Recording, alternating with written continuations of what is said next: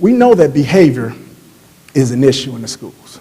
We know that behavior is going to prevent us from being able to do all the things we're supposed to do academically as far as teaching.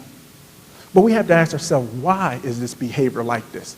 Now, I see some of you kind of shaking your heads because you're familiar with Abraham Maslow and his hierarchy of needs, stating that at the lowest level, what every human being needs is shelter, protection, love, water, those basic necessities. If those things aren't met, any other need, all the way up to self-actualization, doing all of the things that I'm supposed to do to be the highest self-actualizing human being, none of that is going to happen.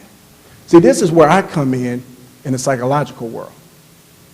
So many times I'll call teachers, I'll talk with teachers, with social workers, with psychologists, and they'll say how bad this student is. And the fact of the matter, this person's behavior is acting out. But in so many of our homes, see, and we all know this because we know how to smile when we're sad.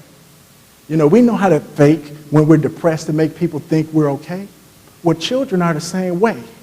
And so many times in those homes of our children, so many things are going on. Sometimes it's a natural death of a parent. Sometimes it's a divorce. Sometimes it's a dysfunctional two-parent family. Sometimes there's domestic violence. But see, sometimes there's some other things that we really don't know about. And as we start to look at the culture, as we start to look at the population we work with, and I think it was Merrill in the Beloit area that said they had 95% free and reduced lunch. When we started to see things like this, and the reason why I went to the Beloit area, I'm a little biased. My dad was born in Mississippi, but they shortly moved to Beloit. So half of my family lives in Beloit. And if you know anything about the Beloit, Janesville, Delavan area, you know they've been hit very hard recently by the closing of the GM plant in Janesville. And I remember coming there as a little kid, or excuse me, as a college student saying, wow, if anything ever happened to this Janesville GM plant, what is going to happen to this community?